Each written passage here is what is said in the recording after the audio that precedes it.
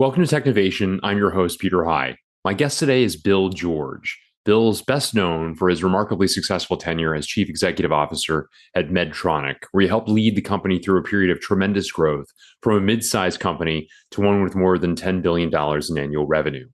He retired after 13 years with the company in 2002 and has spent much of his time since as a professor at Harvard Business School and as a coach and mentor to other leaders. He's written multiple books, including Authentic Leadership, Discover Your True North, and his latest, True North, Leading Authentically in Today's Workplace. I look forward to speaking with him about his remarkable career and life. Bill George, welcome to Technovation. It's great to speak with you today. Thank you, Peter, for having me on your show. Well, you're very kind. Bill, I wanted to start with a story that you tell about a conversation you had with your father when you were just 9 years old. He had very specific goals for you and remarkably perhaps propelled you towards some of your accomplishments as a result of that. I wonder if you wouldn't mind telling that story here. I'm the only child of older parents, and my father came to me one day and said, "Son, I failed to become the leader I should have become. I would like you to take over and overcome that failure and be that leader." And then he started suggesting the kind of companies. There's a company in Atlanta, Georgia. I've held stock in this company since 1937. It's called the Coca-Cola Company. You could be head of that company, son. And he mentioned others like Procter & Gamble and IBM. Of course, I'm a 9-year-old kid. I don't know anything. I did drink Coca-Cola in those days, but I didn't anything about these companies. And in some ways, I was pushing my father away because my mother was a source of values. On the other hand, subliminally, I was taking this in. So I think I'm supposed to be some kind of leader. And I joined a lot of organizations in junior high and high school, and I've never chosen to lead anything. Not like the student council, not even co-captain my high school tennis team. But eventually I became, I ran for president of senior class. And when the votes came in, I lost it by a margin of 2-1. So it's pretty clear that people didn't see me as a leader because I wasn't. Because I hadn't learned by that time, Peter, leadership is all about relationships and how you build long-term trusting relationships with people. Very interesting. I wonder, as you reflect upon that, what he desired for you, maybe not the specific companies that he named, but what he had in mind for you at 9 came to pass. And so to what extent do you feel as though that was something that was good in some ways, charting a course for you that you were able to reach versus some unusual pressure to put on a 9-year-old? And as somebody who's now a father, I wonder if you have further reflections upon the wisdom of a conversation like that with such a young person. Well, I joined Honeywell, great global company. I had a fabulous mentor, a man named Ed Spencer. And I love working in a great global thing. He gave me the opportunity to be president of Honeywell Europe, Middle East, and Africa when I was 38 years old. What a wonderful experience. I got called back early, 2-step promotion, worst promotion of my life, and just involved in turnarounds. And I love to be with people, with the customers, with employees. I'm chasing numbers for 9 different divisions, lots of turnarounds. So I could do them. No one else wanted to do them. I could do them. And as soon as I got one done, they'd send me another set of businesses and finally the third set of businesses. And one day I was driving home. And by the way, I'm now this is the goal. I'm one of the 2 leading candidates to be CEO of Honeywell. And I looked myself in the mirror, Peter, and I saw a miserable person, me, because I was really losing sight of my true north. Although we didn't use it in those days, I was losing sight of who I was. I was trying to pretend like I was some kind of great leader, wearing cufflinks, trying to impress the board of directors, the top management, but it wasn't who I was. And I was inside deeply unhappy. But if you ask me, I'm doing fine, even though I'm traveling 80% of the time. So I talked to my wife, who counseled me to realize that, I wasn't happy. And I went to my men's group, which meets every Wednesday morning. And they said, well, you turned down Medtronic 3 times. Why did you turn them down? And you'll see the ego coming out here, Peter. I said, well, Medtronic is just a mid-sized company. I thought I was going to run a giant company. And that propelled me to really think about how important was that. And I realized that wasn't more important, which is more important, family staying here in Minneapolis. And I called the CEO back and asked him, was the job still open that I turned down 4 months before? And it turned out it was. And I wound up joining the company. It was the best move I ever made. And of course, I didn't realize that sometimes with the right kind of technology and innovation and the right culture, a mid-sized company can become a very large company, as we've seen with a lot of other companies since that time. And so we were very fortunate to grow the business. And I think when I went there, it was I don't know, 750 million. Today, it's like 31 billion. And we were able to grow it through innovation and some acquisitions as well. So just a great opportunity. Now, you asked me about my own sons. I have two sons, no daughters, and they're now in their mid 40s. And I tried hard not to do what my father did, not to pressure them. And my older son kind of followed my footsteps and has been an outstanding business person, even though I was counseling him. Maybe you want to go into foreign affairs. He got a master's at Johns Hopkins. And maybe you want to go in a different field. And he wanted to do this. I said, okay, if that's what you want to do. And then he wound up going to business school. The other son, I was just with this weekend, is a great surgeon. And he doesn't want to leave. He didn't want to be chair of the surgery department. He is a great head and neck cancer surgeon helping people with stage 4 cancers. And he just loves being a great surgeon. He said, every day, Dad, I'm helping people. But he doesn't want to have all the pressures of leadership. So I think we have to let people each go their own way. Now, my father wasn't wrong about me. I don't think. That's immodest. But I don't think he got it wrong. I just think that that was the kind of pressure that I maybe didn't need. Well, Bill, you talked about how you looked in the mirror and didn't like what you saw in terms of the leader that you were and the person you were when you were at Honeywell. But you referred, by contrast, to joining Medtronic as coming home in a way. You talked about the mission of the organization as restoring people to full life and health, and that was something that really spoke to you and something that you thought you could rally around and rally others around as well. Talk a bit about those early days and finding this new home that fits so nicely at Medtronic. Yeah, Honeywell had a new CEO who was very different than the mentor who had retired, and it was somewhat, I felt like I had to put on the armor every day coming into the office to protect myself from getting beaten up over some of these turnarounds we were trying to do. But beyond that, the mission was making money. And I organized a group of executive vice presidents go to the CEO to say, no, we have to serve customer needs first. We have to create a great employee environment. They said, no, it's the mission here is making money. They were, I think, frankly, I think they were tracking GE and channeling the approaches GE used in those days. And I've always believed that if you gain a lot of market share, if you create all new markets, you have a highly motivated workforce. And by the way, that is what motivates your workforce, not making $3.91 a share, but serving customer needs. You will grow your shareholder value. And of course, that's the formula we have applied at Medtronic, and that worked perfectly. Invest heavily in new products, grow market share in our core business, add on a lot of new businesses, and keep investing. And people were really motivated around that core mission of restoring people to full life and health. One thing we did, Peter, is for the organization, which grew from like 4,000 up to about 100,000 today, we kept the metric for the people was not earnings per share, the metric was how many seconds will it take until another person's restored to full life and health by Medtronic product. When I went there, it was 100 seconds. Time I left, it was 7. Today, it's 2 per second. So you can see the company's growth has continued to serve more people. And that's what turns people on at the first line workers that are innovating and providing the quality in the production lines and serving doctors in the hospitals. Bill, you've also spoken about the importance of relationships, that as a leader, you need to forge them and build strong ones. And I wonder if you could talk a bit about some of the elements associated with that. What did you find worked best in building those strong relationships, especially as the company continued to grow?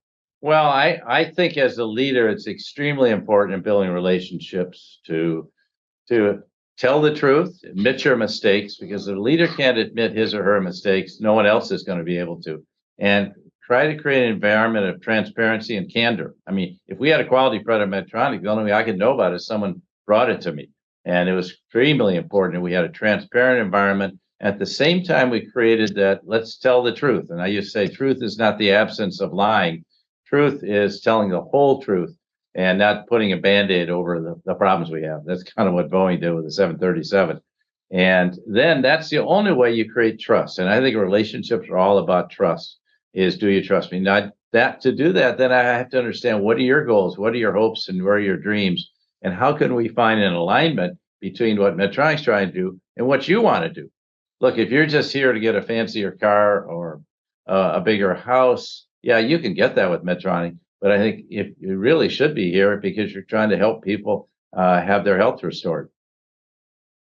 I also found it fascinating as you talked about the environment you grew up in, Bill, was one of the thought process that the person at the head of the company needed to be the smartest person in the room, the highest IQ, but that you came to realize that emotional intelligence, EQ, was as important, if not more important, in terms of a leadership quality.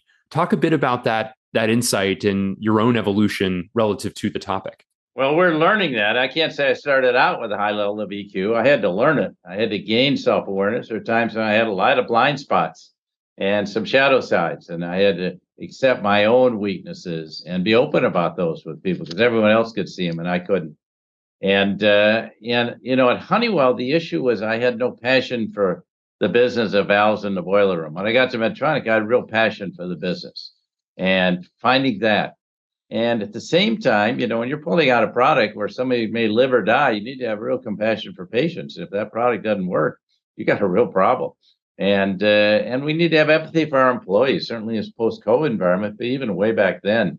Do you have empathy for people going through difficult times? Because everyone does from time to time. And then finally, I think you need to have real courage today. And that's an EQ quality. How do you have courage to lead through the crises we're going through, to make the bold call that may or may not work out? And I've seen some great managers, Peter, that had no courage and their companies eventually atrophied because they were not willing to make the bold moves. And I think that's required. So those four qualities of EQ: self-awareness, passion, compassion, and courage are really essential today for leaders. Yes, if you're not the smartest person, you can surround yourself with somebody who is.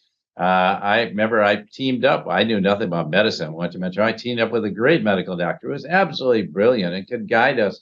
He could see what was going to happen 10 years out and could guide us into these new technologies. He had a brilliant way of doing it. So I relied heavily on him as a partnership. By the way, just for the record, I totally rejected my whole career the command and control. I saw a lot of it in the Defense Department. Frankly, I saw a lot of it in industries where I started out. And I just don't believe in that stuff. I think it really is about empowering your people. You also speak and write very candidly, Bill, about a really trying time for you when you were young and early in your career, when you lost your beloved mother as well as your fiance in relatively short order. These two crushing losses coming close together, as I say, and that it was another lesson in empathy that you learned from colleagues of yours at the time. To talk a bit about that lesson, if you would.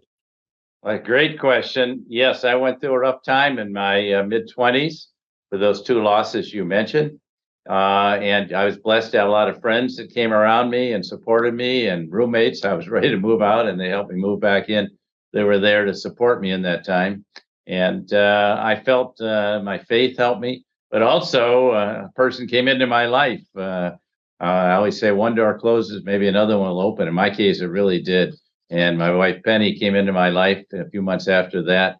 And we've been together for 53 years. So I've been blessed. And I can't explain all this other than to say that, you know, life can be hard. And it caused me, I was the hard charging guy trying to move ahead too far, too fast. That's always my weakness. And this really caused me to slow down and reflect on what's life all about? What's important? How long do we have? In both cases, I didn't get the chance to say goodbye because these things just happen suddenly. Well, are you there for people at the last day or when they're going through hard times? Are they going to come back? And I've seen a lot of people come back from difficult times. So yeah, I try to be there, even including Peter. I call up CEOs that seemingly got pushed out from the job. No one used the term fired anymore, but they suddenly were out of a job, and trying to show some empathy and get together with them and say, look, you're young, you got a lot of potential. What are you going to do next? What's coming along? And showing that and trying to help also CEOs that are in their jobs but having a tough time and trying to help them. I want to get to some of the lessons of your latest book. You talk a lot about the necessity of finding this notion of the true north. It's a message that's come through in multiple parts of our conversation already. And there's an organizing principle that you write about, an acronym called C.O.A.C.H, C-O-A-C-H. And I wonder if you could hash out the different aspects of that acronym and provide some definition of each of those elements, please. Well, you mentioned earlier the command and control, which was dominant for 30 years. I think, and that has been the dominant leadership style of the baby boomers. I think we're now moving to new generation leaders, Gen Xers, millennials, eventually Gen Z. And I think they have to lead in a very different way. So I'm a strong believer in empowerment, but what does that mean? How does one lead? And so we came up with this acronym that be more of a coach. Think about the best coach you've ever had, whether it's a professional coach or a sports coach, or even a teacher that reached out to you. What qualities did they bring? Well, I think the first thing they bring is they care for you. That's the first C, is they care about you. They care about how you're doing. You find that cares, as you mentioned earlier when I went through 2 deaths. The second thing you have to do is to get people organized in what we call their sweet spot. That is where they play to their strengths and they're highly motivated. You see, at Honeywell, I had some strengths, but I wasn't passionate about the business. And I got to Medtronic and I was. And in this case, if we can organize people where they're really good, you don't want to take a great marketing person, put them in a finance role, get that team around you or people, and then align them. That's the A, align them around the mission and values. And if you can align people around that, the results will follow. It's that key is that alignment. A lot of people feel out of alignment. That's why we've seen the great resignation. But if you can create that alignment, that's the leader's job. And the next C stands for challenge. Look, this is not soft. Every good coach challenges you. Peter, you can step up your game. You can do a lot better. Let me help you. Here are some things that you need to do to improve. So it's a combination of challenging, and the final letter is help, of helping people. Let me show you how, or let's get down and solve this problem. We got a particular technical problem here we're trying to solve. I'll work with you, or you know what? I may not be the expert. I can help you align experts from Japan or Europe to come in and help work with you to solve this difficult problem. So there you have, I think, a new way of thinking about leadership today, of being a coach rather than a director that tells you what to do and judges you after the fact. I think it's much more important to be engaged with your people. Bill, you also wrote a terrific book in 2003 called Authentic Leadership. And clearly something you thought quite a bit about to put it into book form, but you also articulate some of the key elements of authentic leadership. And I wonder if you could share those here as well. It's so basic, is to be genuine and be real. I wrote this book because remember, we're coming out of the 90s and the early 2000s, and the role model was General Electric, and it was a very different kind of leadership. It was very much command and control. And I just felt that was wrong. And I never was close to a lot of the CEOs in my era because I felt like it was leading the wrong way. It was about charisma and power. And I think today people want to work for somebody who's genuine and real and authentic. So it's that basic. But I think to be authentic, that means you have to have a clear purpose and a clear set of values, which we then define as your true north. So if you know your purpose, you know your values and the principles you're going to lead by, then you can become the kind of leader that people want to work for today. And people are not going to work for someone who's a jerk. They're saying people don't leave companies, they leave bad managers. And there are way too many people like that are all out for themselves. And that was the 90s. I think it's very different today. It's taken us a while to get there, but now that is the order of the day. Is authentic leadership has become the gold standard for virtually every company I know. You share a number of cautionary tales in your recent writing, Bill. For example, you talk about honoring net worth more than self-worth, and the necessity for us to rebalance that to a much greater degree. Talk a bit about some of your own reflections in that direction, if you would. I used to tell students when I went to Harvard Business School, Peter, if your self-worth is based on your net worth, you're in trouble. And hey, look, if you're successful, you will do well financially. And if you only trace the dollar, you might find that you get there and it's hollow. I cited somebody in my book, a new book, Hubert Joly at Best Buy, who said early in his career, he got to the mountaintop and he realized it was very hollow. there was no sense of satisfaction. And he found that when he went to Best Buy. So I think that it's really important that one figure out what gives me deep satisfaction. And probably it's not just counting my net worth every night. It really is the relationship I build with people. Did I help someone today? Chip Berg out of Levi's talks about, did I help someone today? Was I good for my team? Do we stay true to our values? Were we helping our customers? And just that simple, taking 20 minutes a day to reflect on those questions can make a big difference in your life and how you, more importantly, how you lead. Very interesting indeed. I appreciate you sharing those insights.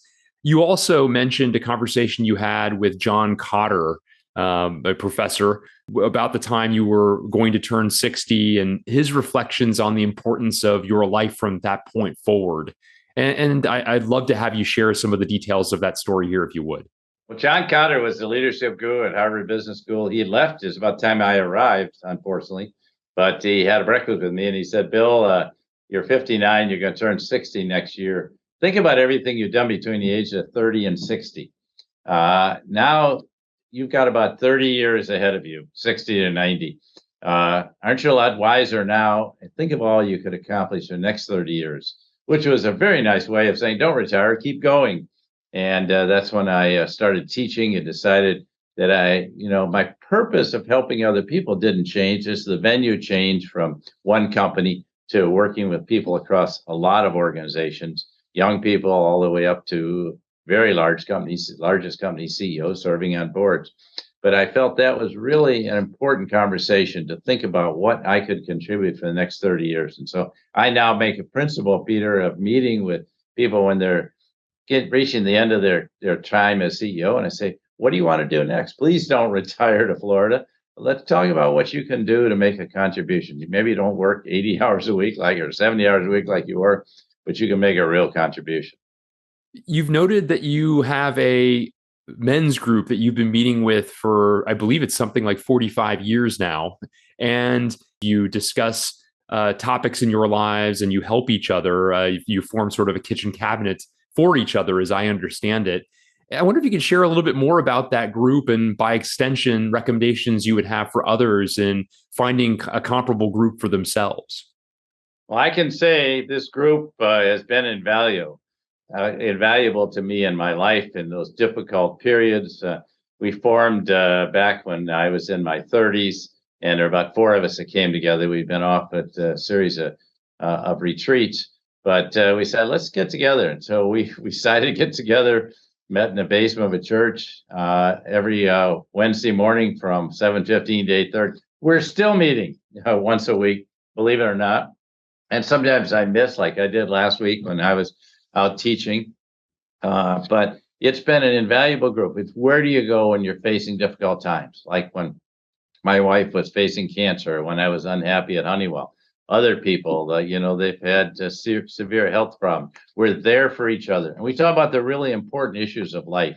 And I did write a book with one of the members of the group called True North Groups. And to say, I think everyone needs that small group. We use these in every single program I teach at Harvard Business School and all the offsite work I do with companies, of putting people in small groups where you can really have very intimate discussions. And someone that even though they come from a very different background than you do, you share a lot of common experiences. And I think it's having that sense of intimacy that you wouldn't have in a large crowd through being able to be open with people that builds that deep sense of bonding and trust. Bill, you've been such a font of knowledge on the necessity to build strong relationships as a key element to growth, both of leadership, but of course of teams and companies. And certainly the nature of that is going to change in a hybrid world, a world where most companies anticipate more of a hybrid means of working and therefore not as close contact with one's colleagues on a regular basis. And I wonder if you've had a chance to give some thought to new ways of operating to ensure that a greater degree of distance, at least at times, doesn't lead to negative consequences as teams aspire to continue to grow. Peter, that's a very profound question. It's the number one concern I have every CEO I talk about today. It's not earnings per share. You mentioned hybrid work. I believe in hybrid work. I believe in workplace flexibility. If you have to go My daughter-in-law is a physician, has to go to her son's parent-teacher conference. She needs to be able to go at 3 o'clock in the afternoon, not feel like she can't. Or you have to go to the doctor. But I do worry about, we learn how to teach remotely, we learn how to work remotely. I worry about all remote work and people are not coming into the office, because I think when you're with a group of people, the mentoring comes naturally. You learn from more senior people. You'll learn from the wisdom. I don't care if it's a law firm, a medical firm, a hospital, or a business. It's the same thing. You're learning as a young person from the people around you. Some of it's subliminal learning, but there is a lot of mentoring and teaching that goes on. And I think the other thing is, you mentioned the casual conversation. I learn more not sitting in meetings in my office or in the conference room on PowerPoint charts. I learned much more going around just talking to people at where they work, at their desk, or on the production lines, or having lunch with the production workers, or going through the labs and say, hey, what are you working on? What innovation excites you, Peter? And getting into the medical centers and talking to our customers and seeing what works. Though that's where I really learned about the business. And I think one of the questions big organizations have today is, how do you know what's going on if you're not out with your people who are actually on the front line? We've diminished the front line, and I think we need to restore the value and importance of frontline workers. After all, they got us through COVID. So I think we need to rethink that whole scene about how we value our frontline people. And need to get out there with people. And frankly, if you're not in the office, you can't do that. Now, I think when I've done a lot of team building with people that hadn't been together for 2 years, the energy is super high. People come to the classroom, really high. But once you establish the trust, then you can carry it on more remotely. Maybe not 100%, but I think you can do a lot more remotely.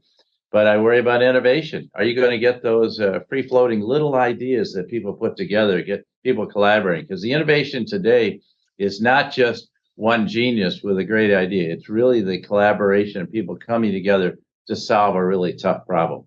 And that's what I see is I think is critical. So I think, some form of definitely workplace flexibility, some form of hybrid work is the order of the day. But I do not believe in young people saying, I'm never coming into the office, because you will not be the one that gets the promotion. I'll guarantee you. Bill, I also have to ask you, it appears as though we're heading into some economic headwinds at present. There are a number of factors that would lead one to that conclusion, issues, geopolitical, the downstream impacts and broader impacts of the war in Ukraine, issues of inflation, supply chain, among many others that could be noted right now. You have led through numerous downturns, and though no two are alike, certainly the more one experiences downturns, the more one has ideas, reflections, muscles that they've built that they can call upon. And I wonder, especially for younger leaders who may have never been through a downturn, what sort of advice you would have during these sorts of times to ensure that one can see through to better times on the other end. Well, you very clearly just highlighted the crisis we're in. I can't remember a time in my lifetime when we had so many multiple intersecting crises. I wasn't around during the Great Depression and the start of World War II. Maybe that was one. But today, these are multiple intersecting crises. So do I keep my business is strong? Do I keep hiring, knowing there may be a recession coming? We've never seen inflation like this since the 40 years, since the early 1980s. I remember living through that period, and it was very tough. That was 18-20% inflation, interest rates. It was a mess. And we've had one crisis at a time. Now we've got those 6 or 7 you mentioned. So I think it takes real leadership skill and tremendous adaptability. My advice to leaders is to be clear about your vision and your purpose. Don't deviate from that, but you have to be adaptable, like a good sailor who will continue tacking back and forth to try to catch the wind. So you have to do that. You have to be very flexible. Frankly, I'm advising CEOs, don't hire right now. Slow down the hiring. You can't hire anyway. And just figure out how to get more done with fewer people, because we probably are coming into a recession. There are no historical examples where interest rates went way up to try to tame inflation. And there was not a recession that followed. So, yeah, it may be tough yet. We've had a lot of good years behind us for the last 12, 13, 14 years. So, but be conservative, be cautious, preserve your cash, and make sure your team is close around you, that they're not going off. And that's a big issue right now with the resignation we're seeing. So how do you keep people inspired around what we're trying to do? That is key. So I think it's a good time for prudence and caution. You don't have to stop hiring, but I would be very cautious about it. Bill, you've noted a number of aspects that could be categorized as secrets to your success. The beginning with your great marriage, the great family life that you have, the priority you've given it. And I wonder if there are other things you would call out as having been difference makers for you along the way as you've charted a pathway to a more meaningful life and career. Would be interested in your thoughts. Well, you're very kind to say those things. I do think it's about being an integrated leader and having an integrated life. There's no such thing, Peter, as perfect work-life balance. But I think being the same person at work, at home, in your community, and in your personal life, and making sure you take time for all of that. We talk in the seminars I lead about the buckets of your life and how do you get the right kind of balance there. And I used to mark off vacations on January 1st, say, well, here's the time we're going to take vacation. So that's sacrosanct. And we have to do our planning meetings at different times. And these are school vacation things. But so I think being that integrated leader, but I think and having that full life and being really listening and building people, a support team around you. Who can you really count on? In my case, my wife, Penny, you need to have one person with whom you can tell everything. And she and I share everything. At the same time, you've mentioned our men's group. We have a couples group that meets regularly. They're there to support us. We support each other. People are going through tough times in our group right now. And I think also having wise mentors in your life. I have wise mentors now. A number of my mentors, like Warren Bennis and my former boss at Honeywell, died. But I now have younger mentors. And Dory is the former dean of Harvard Business School, is a great mentor and a guide to how to survive an academic life and wisdom. And so I think having those wisdom people in your life. And finally, a lot of people are hiring coaches today. That's a good thing. So, having somebody that can kind of see you and give you really candid advice. So I think having that support team keeps you grounded. The key for any leader is to stay grounded. Never get too high on yourself. Never get too caught up, because I go to Davos and I meet with all these important people. But to stay grounded with people that matter in your life. I remember once Jamie Dimon said, when he said that his crucible was getting fired at Citigroup by Sandy Weil, who'd been his mentor for 23 years. He said, the phone stopped ringing. The only people that were there for him were his high school and college buddies and his wife and daughters. And they went off to Chicago. Of course, the story is he came back and was wildly successful, but he had that difficult period. And I think one of the reasons for Jamie's success, and he pulled through cancer and everything else, was because he had gone through that searing crucible. But he stayed, even today, stays grounded. He never gets so high on himself. Very well said and wonderfully articulated, Bill. Thank you so much. And thank you, more generally speaking, Bill George, for a really fantastic conversation covering your remarkable career and lessons drawn from a very purpose-led life, clearly. It's been really enjoyable for me. And thank you so much for taking time to share some of those insights in this conversation. Thank you, Peter.